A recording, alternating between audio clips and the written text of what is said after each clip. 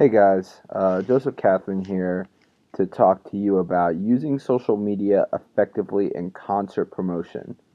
Now, to break this down, we all use social media. We know that, especially our generation. We use that a lot. Um, Concert venues are no exception, and they use social media. Their use of social media varies from venue to venue. It shouldn't, but it does.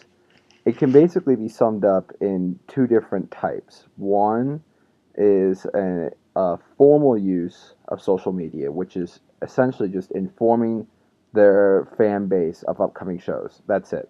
That's all they do.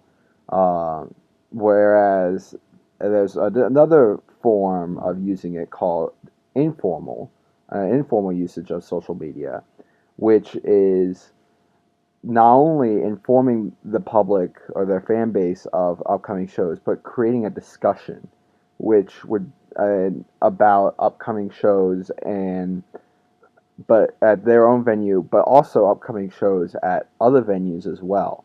Talking about, hey, there's a show down at so and so that we're excited for. What about you?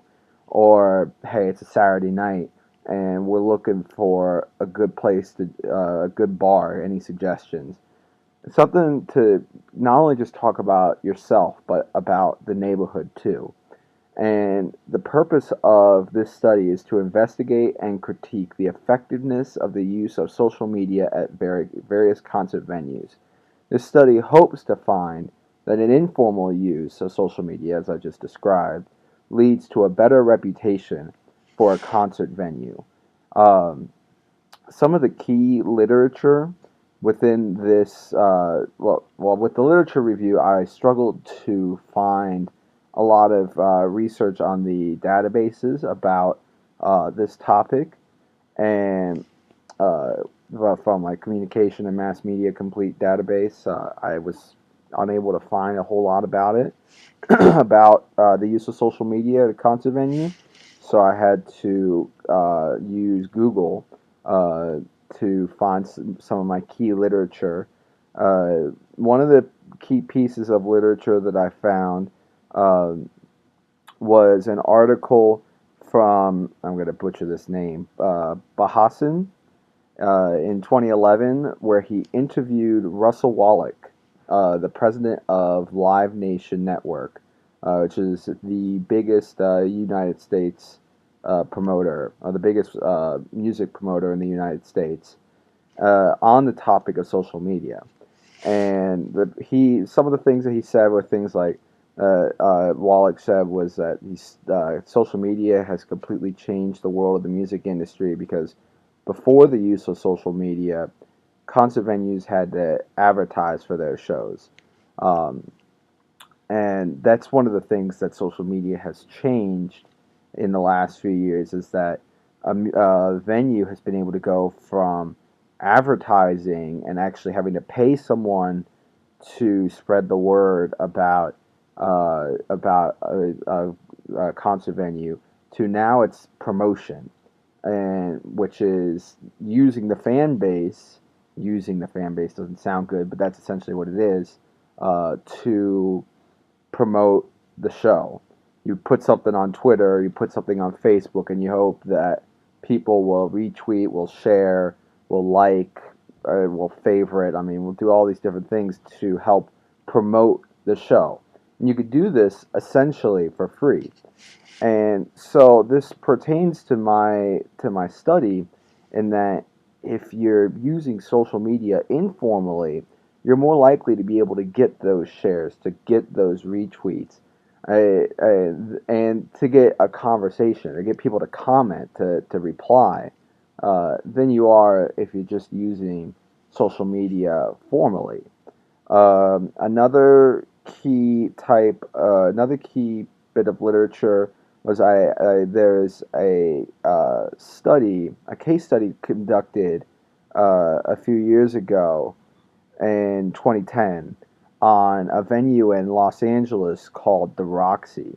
The Roxy was the first music venue to start an online blog, And the first, really the first music venue to get going on social media. They, at the time, they were on the verge of bankruptcy. The venue was not a good venue. There were a lot of problems with it, and a lot of people had many issues with it. So one of the things that they did when they started the blog was they opened it up for people to comment, to get critique the venue, and they took those critiques to heart and actually did something about it. Uh, excuse me. They fixed many of the problems that people brought up in their complaints. And now they went. It's essentially a rags to riches story, and that now the Roxy uh, has is this huge venue in LA, one of the biggest clubs in the city, which is saying a lot because LA is a huge city. And they laid the groundwork for this informal communication model that my study wants, like I wish to examine in my study and tried to prove that it's the best way to promote for a concert venue. So there's other key pieces of literature that I discuss, like I set up describing social media in business today. What is social media? I briefly examined Twitter itself, but I'm assuming that you guys know what social media is and how it pertains to business nowadays.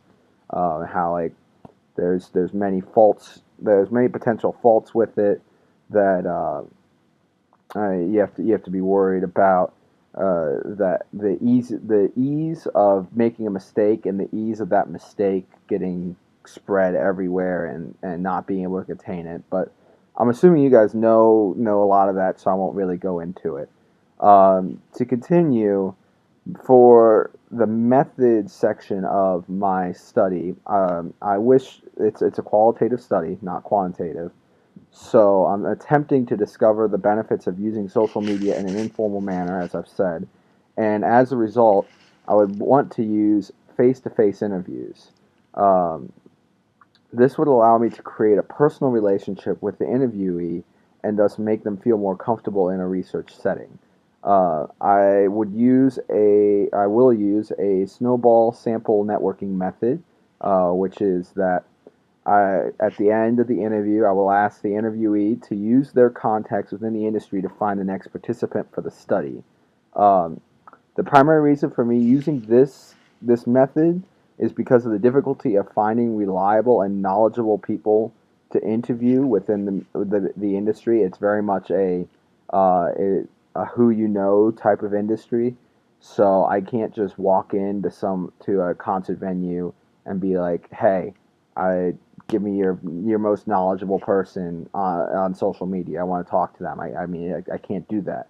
Um, so I'd have to rely on the word of whoever I just interviewed in order to acquire more participants for the study. Uh, the major limitation of this, obviously, is that there would be a lack of random selection, uh, which hurts. In an ideal scenario, I would be interviewing people from different locations, different styles of venue, like and things of that sort. But I can't really do that with a snowball sample. But you have to make do, right? I will use a semi-structured format with the interviews, and I would initially ask several questions to attempt to establish credibility. But then after I do that, the first question would be, what do you feel, if any, are the benefits of using social media to promote upcoming shows at a concert venue? The second question would be, do you feel that using social media is in an informal way would benefit your venue in any way, and why? So obviously, I have that kind of yes or no going, um, but I've got that ability for them to create an explanation for it that might vary from person to person. And I feel that 7 people would be about how many I would ask, because if I ask more, then I risk the possibility of the answers being so varied that it would be impossible to reach consensus amongst the interviewees. Um, some warrants. I want to create a rich description for the study, which could be done through face-to-face interviews. Um, I would have to take into account different realities, like I said before, that lack of randomness with the location and the different size of the venue. I'd have to try to figure out a way to take that into account, probably by if I have people from the same city or from the same style of venue. I'd have to perhaps throw one of those results away in order to acquire a different participant from another location or another style of venue. That would help me maybe try to overcome that lack of randomness, but we'll see. That's the major limitation, but even despite that, the face-to-face interview style is far and away the best way for me to acquire information in this in this study. So yeah, that's about it. I hope to find that using social media informally better